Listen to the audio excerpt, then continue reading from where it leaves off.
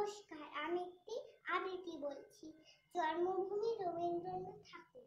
সার্থক জনম আমার জন্মেছি দেখে, সার্থক জনম মাগো তোমায় ভালোবেসে। জানি নে তো ধনরা তোর আছে কিনা জানির মতো, শুধু জানি আমার অঙ্গ চূড়ায় তোমার ছায়া এসে।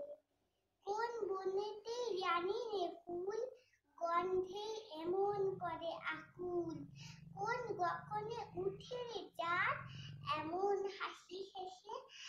আখি মিলে তোমার আলো, প্রথম আমার চোখ জুড়ালো, ওই আলোতেই নয়ন দেখে মুছবো নয়ন শেষে।